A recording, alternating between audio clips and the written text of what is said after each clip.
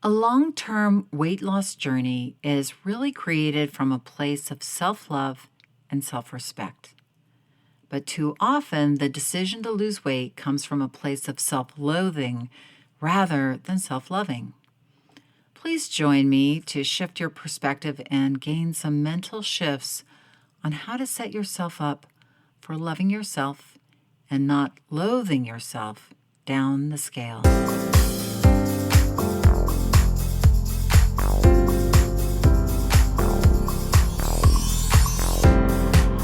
Did you know that our struggle with weight doesn't start with the food on your plate or get fixed in the gym? 80% of our weight struggle is mental. That's right. The key to unlocking long-term weight release and management begins in your mind. Hi there, I'm Rita Black. I'm a clinical hypnotherapist, weight loss expert, best-selling author, and the creator of the Shift Weight Mastery process. And not only have I helped thousands of people over the past 20 years achieve long-term weight mastery, I am also a former weight struggler, carb addict, and binge eater. And after 2 decades of failed diets and fad weight loss programs, I lost 40 pounds with the help of hypnosis. Not only did I release all that weight, I have kept it off for 25 years. Enter the Thin Thinking podcast, where you too will learn how to remove the mental roadblocks that keep you struggling.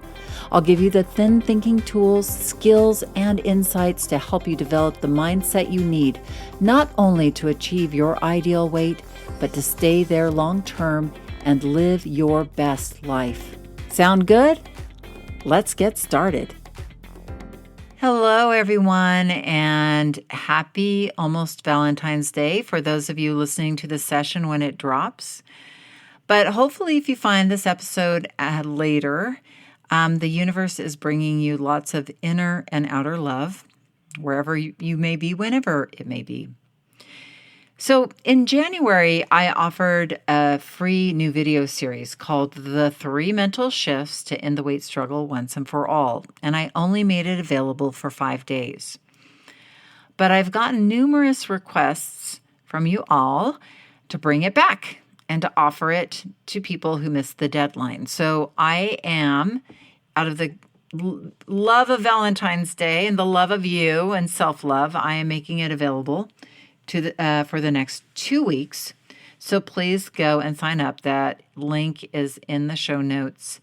And I'm really proud of it. When I was making it, I was just like, I wanted to really dive into those, what I really feel are the main mental, like what really just gets in the way. And really, honestly, these things can be shifted quite easily once you or recognize them and start to get your mind wrapped around them. So there's some hypnosis in the series, and there's some meditation. So go sign up and enjoy.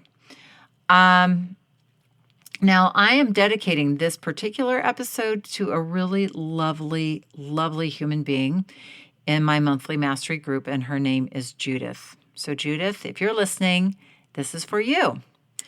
Judith is so amazing. She recently became a non-smoker through my online hypnosis program called Smoke Free 123. That's how she came to me. And she is such a ray of sunshine and is just so positive with other people. She went through this Shift Weight Mastery online process, and she's in the monthly group. And we have this like Facebook, membership community thing. And she's just in there sharing the most lovely things with everybody every day, and such great thoughts and images. And what I really respect is that she is just making her life better. She is just, one of these human beings who's just finally said, you know what, enough of it. I am going to make my life better. That's my project. And she's going for it 100%. Now, is it going all smoothly? No. But we're all human, and it doesn't always go smoothly, but I love the energy she is putting into it. And she is so supportive of everybody in our group. It's a great community. But, a lot of us, like Judith, can be really hard on ourselves. So as much positive energy she puts out, I can tell she's hard on herself. And I asked my membership, I said, hey guys, I'm doing some more podcasts. What do you want to hear? So I got smart and I asked everybody in the group. And Judith said, I want to have one for loving yourself down the scale. So I did this session. It was a while ago. It was almost a year ago, over a year ago. No, almost a year ago. That was called Loving Yourself Down the Scale. And I don't think Judith had heard it because she wasn't listening to my podcast yet at that time. And maybe you haven't heard it or listened to it. And if you did, and it was, almost a year ago, I invite you to listen to it again because, I don't know about you, but I do listen to songs again. I don't listen to just songs once. I play things over and over again. And I have listened to podcasts over again, if I found the information was worthy, or later I'll go back and go, I did not hear that the first time. So I'm inviting you in the spirit of self-love to dive in. If you listened to it last year, I think it was like episode number 5, but to listen to it again here. And Judith, this one is for you. So as I've been thinking about this week's episode and thinking about all of my students that I've had over the years, one student really sticks out the most to me. You know how you go to think about something and then that one person just kind of lingers in your mind. Well, the person that lingers in my mind when it comes to loving yourself down the scale is my old student named Monica. And she was in my shift process a few years ago and very much a successful woman, very highly regarded in her community, beautiful. She has her own successful business, a super loving, amazing husband, highly functioning kids. This woman had it all. But Monica was so unhappy with herself and her weight, very, very much so. She told me that she had spent tens of thousands of dollars on weight loss plans, spas, fat camps, you name it, just everything. And she could lose the weight. She was an expert at losing weight. She said that was never, ever the issue. She said to me, I have the willpower in the short term. If you told me, eat dog food and drink this yucky drink, for 6 weeks, I would do it if you convinced me that it would help me lose weight. I would do anything not to feel fat and feel like a pathetic beached whale. But then once the diet was over, all my weight would come back almost immediately. Rita, it's like the second that scale hits that magic number, I head for the fridge, and it's embarrassing because I'm a very public person, and my whole community has seen me go up and down between size 4 and size 14 over all the years I've been in my community. I am such a failure at this, and it really makes me depressed. It makes me want to hide, and I really think I'm hopeless. Even though I have this great life on the outside, I spend most of my waking hours beating myself up about my weight and hating myself for being so weak. So Monica had to learn to start from the same point that I'm going to walk you through today, starting from a point of self-belief, self-respect, and self-trust. Even when she felt overweight, rather than self-hate, distrust, and disrespect. Why? Because unless we start from a place of self-belief, self-respect, and self-empathy, you will always be chasing your own tail when it comes to weight. Here is that fat-thinking, dieting illusion given to us by our culture and the dieting industry. Go on a diet. Get thin. And then you will have been a very good girl or a very good boy. You will have attained your weight, and you will finally be able to give yourself permission to love yourself. After all, you will have earned it. It sounds so crazy, but isn't this what we believe? When we are struggling with our weight, we do not let ourselves love ourselves. We are overweight. That is not lovable. We are out of control. Ugh, disdain. Obviously, we cannot be trusted. We are lazy. We're good for nothing and completely and totally hopeless. Who would love us? Honestly. This is a painful place to be, but usually it is where we are at when we struggle with weight. And believe me, we just want to escape the pain of self-hate by pulling it together and focusing on getting the weight off as quickly as possible, even if it means eating the dog food diet that Monica was joking about. So the short-term solution we are thrown to is to pull it together. Because the moment that we are on a diet or a plan or a regime, all of a sudden we feel in control. We feel good. See, I'm not so bad.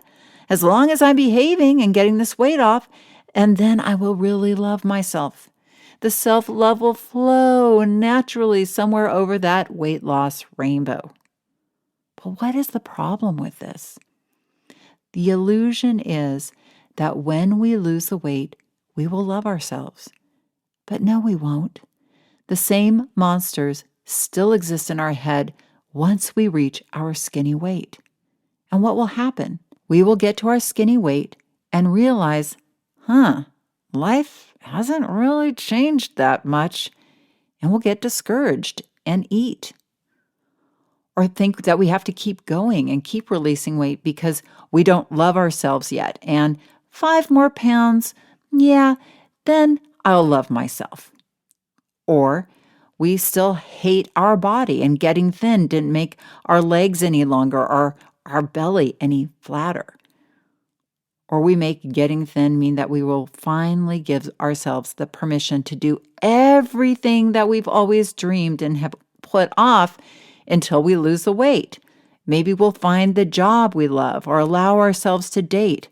And so if we don't love ourselves or trust ourselves, the closer we get to our ideal weight, well, the fear of actually having to take action on our dreams scares the living crap out of us and we self-sabotage. Or if we lose the weight, sometimes a smaller us means we feel more vulnerable because the weight was a buffer and in a way, it gave us power. The power to keep people away, and the power to not be seen, and the power to not be held accountable. If we start from a place of hating ourselves when we start releasing weight, subconsciously we are still harboring self-hate feelings about ourselves underneath the gloss of the dieting success. And the laser focus on the diet and being good on it is not training our brain to really learn how to really feed ourselves in a way that is sustainable and doable for when we get to our ideal weight. It isn't retraining us to problem solve when those challenges pose themselves or we go through a stressful time. We are just focusing on getting the weight off so that we can accept ourselves. I have so many students in my Shift Weight Mastery process like Monica who have spent tens of thousands of dollars, who have had liposuction and surgery or have done very drastic things or taken products that aren't regulated, and they got to the right weight. But subconsciously, because they still didn't trust themselves, they still didn't love themselves, they were disappointed that their ideal weight didn't change that their lives didn't magically change. In fact, they were very much the same. And because they hadn't learned to feed themselves in a sustainable way that they loved, that allowed them to live their life at this new weight, they began gaining it back, and all the distrust and lack of self-respect came flooding back from that subconscious. things quickly return to the same old frustrating place. I know this myself from it happening to me hundreds of times over the 2 decades of struggling up and down the scale 40 pounds. This is a horrible feeling, and it is a hauntingly familiar place. So now I want to walk through some ways that we can begin to turn this around, some thin thinking ways that we can start our journey of weight mastery from a place of self-love. So the number numero uno thing that I would like you to do, and I will ask you to do, and I have all my students do, so this is something everybody does, is I'm going to ask you to forgive yourself. Why? Because when we struggle with our weight, we have a lot of self-resentment. We resent ourselves because of our health issues that come from weight. We resent ourselves because of the emotional issues. We resent ourselves because we feel like we are out of control. But we need to have self-empathy. And again, for those of you who have been listening to this podcast, know what I'm probably going to say is no, this is not a California woo-woo thing, but this actually has been proven by science that self-empathy connects you to yourself and allows your brain to work more effectively with you. It gives you more consistency. It gives you more focus because you aren't so distracted. So I'm going to ask you to forgive yourself for many reasons, but because you deserve to. You deserve to be on your own team, and you really, really need to. This isn't you duking it out with yourself and controlling yourself and beating yourself down into submission and being good. This is, I trust you. We're smart. We can figure this out, and we are going on this journey for the last time, and this journey is a journey of self-realization, of self-love, and we are going to figure this out. You gotta be on your own team. So let's start by just taking a nice deep breath in, closing your eyes, and just saying, I forgive myself. Go ahead, just say it, just for the hell of it, just say it. And take a deep breath and let it in, and let that ice around your heart in the area of weight management begin to melt a little, and love yourself. Now, number 2, start forgiving your body and start owning it where it is right now. Oh yeah, that's a hard one, right? But if we don't love our body and own it, look, your body has gotten you to where you are in life now, and it has given you many things, many experiences. Our body is the vessel with which we live our lives. It's an awesome thing, no matter what shape it is, no matter what clothes it fits into. Our body is amazing, and we need to forgive it. We can start by forgiving it, because we also, not only do we resent ourselves, we resent our bodies. We resent them. I know when I struggled with my weight, I resented every aspect of my body, but especially my butt and my thighs. Oh, did they disgust me. Now, here's the thing, and the irony of it all is that when we release weight, our body shape pretty much remains the same. Like I was always shocked and horrified because my sister is gorgeous. I was the dark-haired, lumpy one. I mean, we're both tall ladies, but my sister had long legs. She looked like a model. She was blonde, blue-eyed, perfect, beautiful figure, perfect silhouette, and I was the lumpy one, the pear-shaped one, with short, stubby legs. Even though I was tall, I had stubby legs. Somehow that worked out, and I always believed I always believed, I don't know where this came from, but again, dieting culture. I looked at magazines. I thought, well, when I lose weight, my legs are going to grow long and they are going to still, they're going to be these long, lithe things like my sister's. No, when I released my weight, I my body shape was pretty much the same, except my legs were leaner, my butt was slimmer, but I was still the same shape. Now, when I worked out, that alters your shape a bit, but your body shape is your body shape. So start loving it.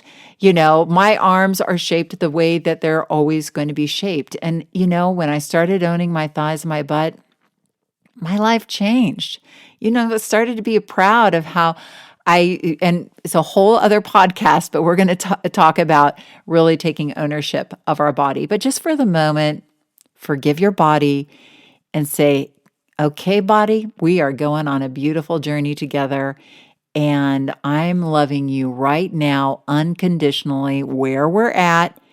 And I'm going to continue to love and take care of you because you got to take care of your body as you're loving yourself down the scale. Think of all those times that we ate the horrible foods or maybe took those drugs that might have hurt our body in the name of the scale being down, but really not thinking it through and really harming ourselves on the way.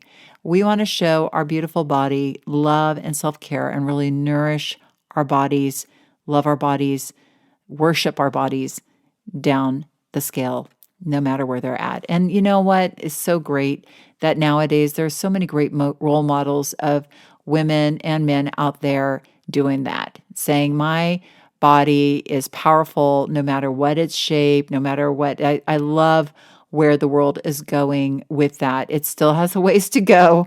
But, when I was growing up in the 70s, 80s, and into the early 90s, it was a lot different than it is now. My daughter, who is 19, just turned 19, she and her friends had a completely different viewpoint in high school about their bodies than me and my friends in high school. And I was so glad that was true. Listen, girls still freak out about their bodies, and I'm not saying that that all of that girl stuff isn't still there. It is, unfortunately, but there are a lot of leaders, and there is a lot more conversation about this that's powerful, and I'm really, really excited and happy that the conversation is turning. But we, for ourselves, need to just take ownership and begin a different conversation with ourselves. And that's what I hope that you begin to do. Okay. And now I want you to think of this journey that you're going on as a journey. It's a lifelong journey that you are traveling on rather than a diet, which is a very short-term thinking modality. A journey is a hero's journey. And, again, I work in Hollywood. I know a lot of screenwriters, and, you think of a Hollywood film, a hero's journey in Hollywood scripts are based on the hero's journey. And, the hero decides to, usually in a Hollywood movie, any Hollywood movie, the protagonist is going to, within the first 30 minutes, decide to go on whatever adventure, whatever that movie is about. And then immediately the hero is thrown obstacles. And that's what makes up the story, is all the different obstacles the hero has to overcome. And within that journey, the hero is growing, learning, becoming a more expanded individual, stronger minded. And, usually towards the climax of the story, the hero, has to really confront the biggest fears, the biggest obstacles. But by that time, the hero has become so strong from all the other obstacles that they've overcome that they are able to slay the dragon or to, jump over the Shark Tank or whatever the thing is, and win and come through that journey of transformation. And this is a journey of transformation that you are on. There will be obstacles that you have to overcome, but each obstacle will build you as a person And I want you to see that you are a hero on your own journey, and it's a journey of self-realization and transformation. So act like it and not like you're all ashamed and on some diet that you're super focused on, and you'll love yourself when you lose 10 pounds. Something more, and now we see people who are on these transformational journeys, and it's really exciting to see people who have started something that's a little different, and a lot more effective in the long term. Now, I also am going to ask you to do another thing, which is to start to communicate with yourself more powerfully. The way I like to introduce this to people is to start seeing that you have an inner coach within you. We know you have an inner critic. We know you have an inner rebel. They have been doing just fine with you, right? They have been beating you up and then seducing you to go eat food. They know their jobs really well. They're very loud voices within your head. I know because they were super loud within mine. They still exist. Mine still exists, believe me, but I've turned down the volume on them quite a bit because I have another voice in my head, which is the voice of my inner coach. And believe me, it's okay to have lots of voices in your head. It's perfectly normal. So, enjoy. But that inner coach in you is the part of you that is wise, nurturing, motivational, inspirational, and you want to start to communicate with yourself in this way. Hey, I know we can figure this out. Hey, stupider people than me have figured this out. Like talking to yourself like, hey, your own best friend. Put your arm around yourself. Hey, kid, I got it. We're going to go on this and we're going to make this happen. And, when 25 years ago, when I sort of made my shift at my turning point, I sat down with myself and I said, hey, we can do this. There's another way. And you want to be your own best friend. You want to be on your own team. And you start to think of that, and if you need to cultivate that voice within you, think of maybe a mentor in your life, or maybe a therapist that you worked with, or maybe one of your parents or an aunt or an uncle or somebody who is just very nurturing and very mentoring of you, or maybe yourself and the way you are with other people. Maybe you are a leader in other areas of your life. Think of the way that you communicate with other people. Think of the way you communicate with your friends. That's the way you want to start to communicate with yourself, because it often is not. We usually are very cruel and very high expectations with ourselves. We have expectations of ourselves that we'd never put on other people, but we do on ourselves. So start creating that inner coach. And speaking of expectations, start creating realistic expectations that you can follow through on. Often when we are stuck in the weight struggle, our expectations of what we need to deliver on are crazy. I have people coming to see me or in my processes who expect to lose crazy amounts of weight per week, and not doable at all, and certainly not sustainable. Crazy amounts of exercise when they haven't been exercising in God knows how long. These expectations come out of nowhere. I mean, why would you expect to work out an hour and a half a day, 7 days a week, when you haven't worked out in 2 years? Why would you do that to yourself? Because what happens when you don't do what you say you're going to do? You don't believe in yourself. You start to distrust yourself. You start to have a lack of respect for yourself. You start to see yourself as a failure. You start to see yourself as somebody who doesn't do what they say they're going to do. So guess what? Do what you say you're going to do.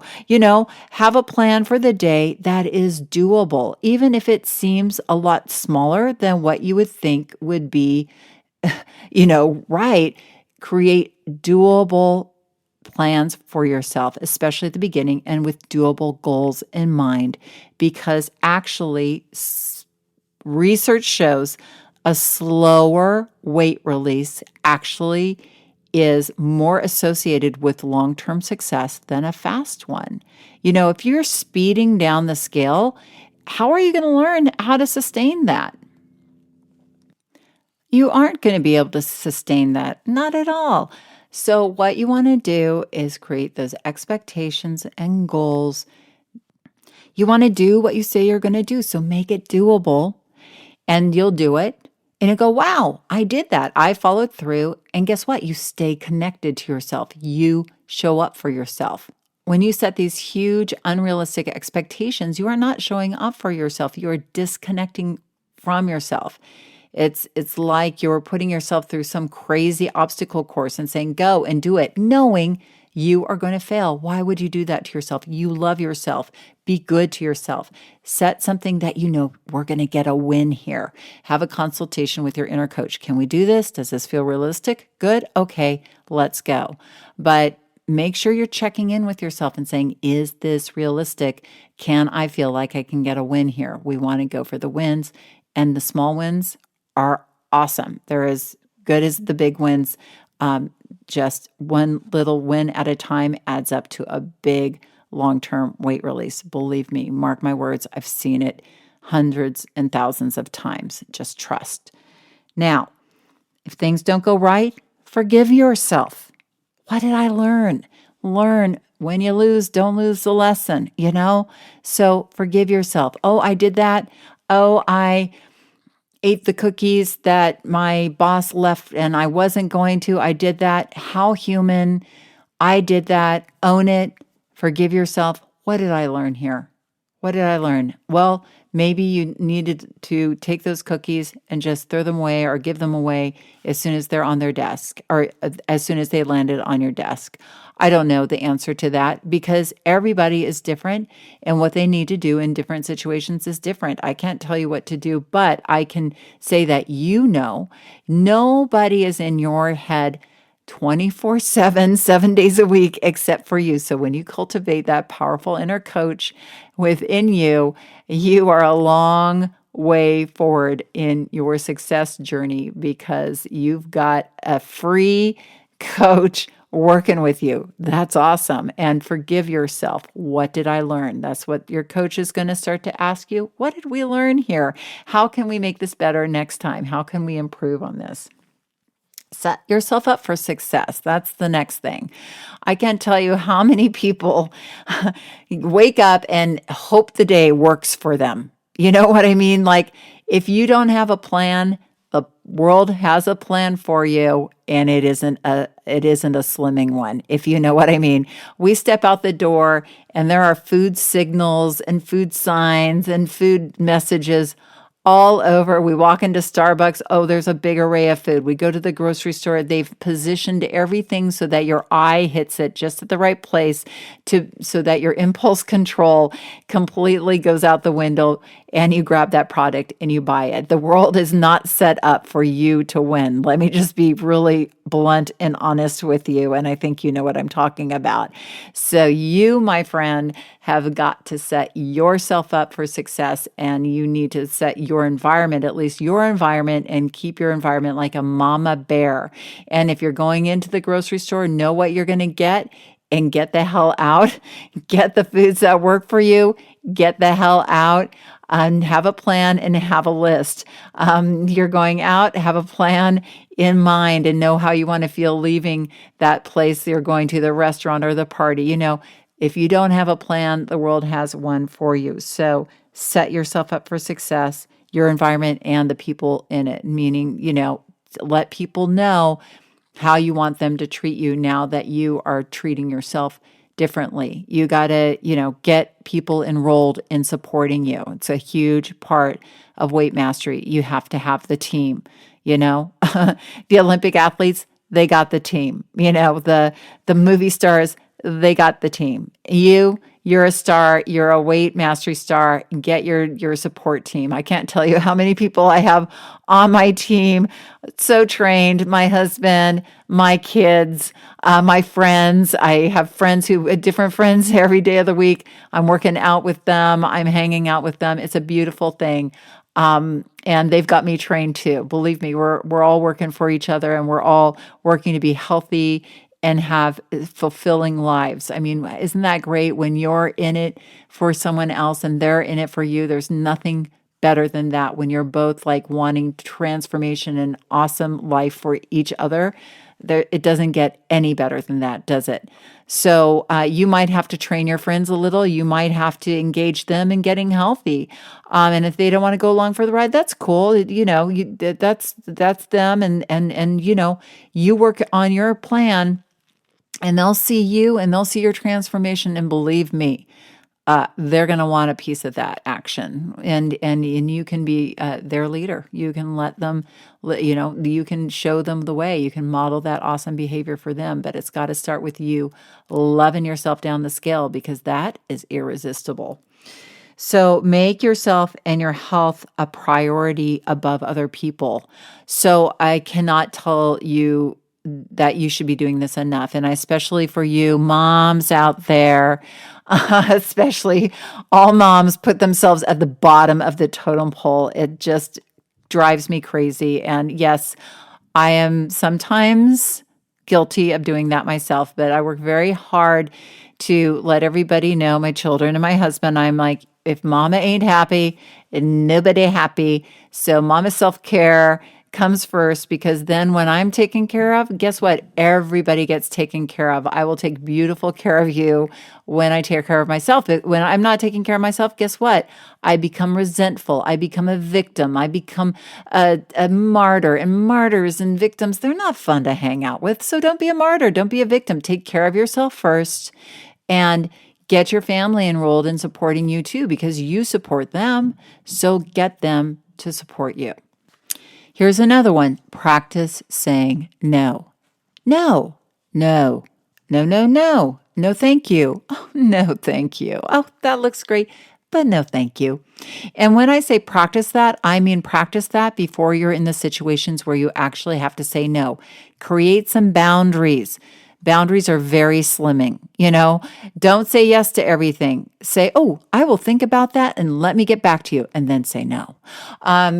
When somebody offers you something, often our impulse is to say, oh, thank you, and take it, because we all want to be liked. We don't want to upset anybody. We don't want to rock the boat.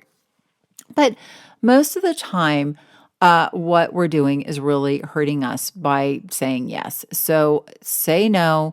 Say no. When I started my business, somebody said the mark of a successful business owner is a business owner that says no. And I didn't really get that in the beginning, but I get it now, because you get so many offers, you get so many people coming at you, asking you to do things, and you want to stay focused on what you need to do for you to serve your people the best. And the best way is to stay focused. And if we're saying yes to everything else, we get very distracted. So when we're saying yes to everything out in our weight lives, we get distracted and we get overworked and we get overwhelmed and we get spread out too thin. And that is fattening. So say no, no thank you, nada, niet. However you say it in whatever language you say, learn how to say it and practice saying it. Another one, don't put garbage in your body. I have a word. I didn't make it up, but I have taken ownership of this word. And this word is gack. And gack kind of signifies like that kind of super refined, sugary, carby food. It doesn't need to be sugary necessarily, but super refined, carby food that has no nutritive value. That is, just absolutely, you eat it and it takes away from your body rather than giving to it. I call it gack. Now, sometimes a few bites of gack can be lovely and everything, but often when we are overeating, often when we are binging, we will put any sort of gack in our mouth, any sort of shit in our mouth, just for the sake of like eating. And we want to start to be selective. We want to start to be a snob about food. Let's just put the A+ food in our body. And I don't mean just, the fruits and vegetables and lean proteins. Obviously, those are the A+ foods and healthy fats. But I just mean any food that you're going to put in, you're going to own it. And so you're going to love it, enjoy it, eat a few bites of it. We are going to talk about, food a lot more in later podcasts, because I want to get the mind stuff right first. But just, put the you're an A plus person. Put the frickin' A plus stuff in your body and leave all the other shit on the side. Excuse my French, but I'm getting protective of you. I'm being the mama bear here. Like, you don't deserve to put that other crap in your body, that gack in your body. Put the good stuff in and leave the bad stuff on the side. All right. And then respect yourself. Care enough to learn what doesn't work and correct it. Don't stand for traps that own you. Don't get into situations that you're going to struggle with. Like I said, protect yourself like a mama bear. You're going to start to recognize the vulnerable times.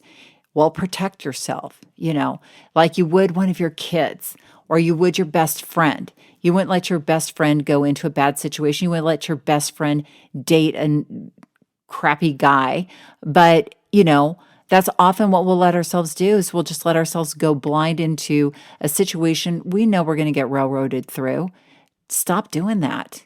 Show up for yourself, respect yourself, respect the food you put in your mouth, own it, and respect the situations you put in yourself into, and don't put yourself in situations where you're going to fail, or think it through so that you can make it work. But, stop letting yourself get into those situations where you get into trouble. You don't need to do it. Respect yourself. Start respecting yourself from that place, that fierce place of, like I said, a mama bear. And a mama bear can be ferocious, and we want to start to come with that self-love and that ferociousness for ourselves. We own it, okay? And get support. Get lots of support. Get lots of love from your friends, from your family, from groups, and keep coming to this podcast. I'm here for you. I believe in you, and I know I'm speaking to you like I know you're on your journey of weight mastery. I have no doubt in my mind. So get the support where you need it. And lastly, start living your dreams today. Today. Don't wait for tomorrow. Don't wait till you get skinny to start living your dreams. Love yourself now and start living those dreams so that they aren't so scary. So I see a lot of people release weight and they get to their ideal weight and it's so loaded with all these things they're going to start doing when they get thin that they self-sabotage because they're super freaked out on a subconscious level. Don't do that. Be loving. Like if you want to go back to school, go now. Make that part of your weight mastery journey. I started becoming a hypnotherapist when I was on my weight mastery journey. I wanted that. I stopped smoking with hypnosis. I managed, I got my weight journey going with hypnosis. Hypnosis was a big thing. And I was like, wow, I really want to help people in this way too. It's so powerful. I want that for myself. I didn't wait till I was, super, at my ideal weight. I started because it was part of my vision, part of my dream. And, I've had clients who, took this on board and it's like, it just makes me cry. It's such a beautiful thing when somebody really starts showing up for themselves and living their dreams before they release all their weight. I've had people go back to school, get divorced, get married, find the love of their lives, even though they were 50 pounds up the scale. They found somebody and they loved them 50 pounds above the scale at their ideal weight. I've had people, buy homes, move across the planet, leave a bad job and get a better job, start their own business. You know what I mean? Like this is what I'm talking about. Like this is your life. It isn't just about weight. It is about you showing up for you and you starting to really engage in your life on a different level, having a powerful vision and going for it. And so think about that. Think about like, what have I been holding myself back from? And what can I just begin? You don't have to, it doesn't have to happen all at once. What can you start to get curious about? Can you begin to surround yourself with? What could be that first step that you take with living your dreams today? So Monica started loving herself down the scale. She started employing a lot of these thin thinking strategies we have been talking about today, and a funny thing happened.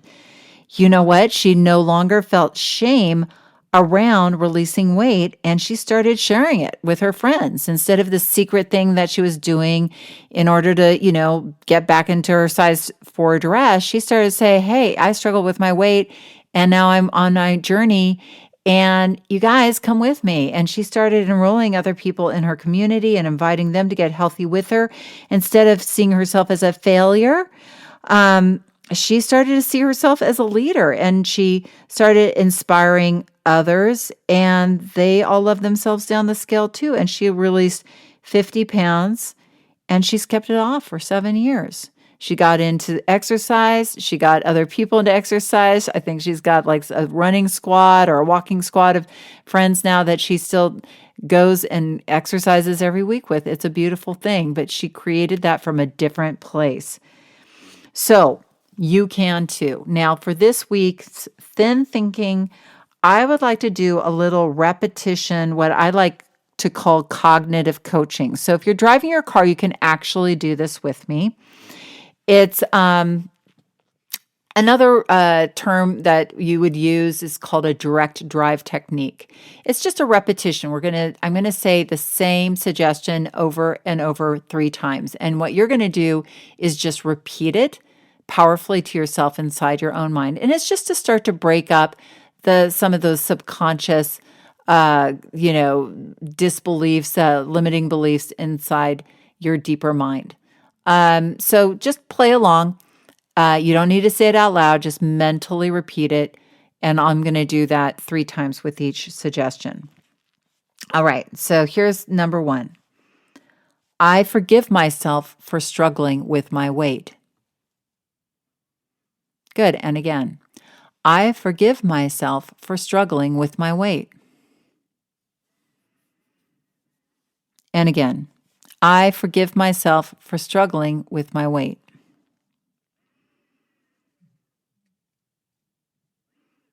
I forgive my body for not living up to what I thought it should be. I forgive my body for not living up to what I thought it should be. I forgive my body for not living up to what I thought it should be.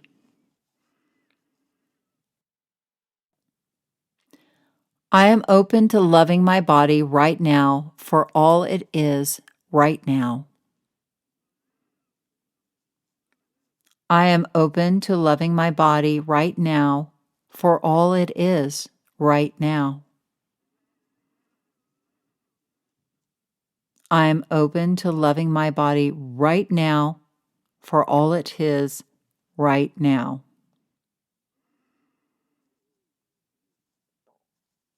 I am moving in the direction of believing in myself down the scale.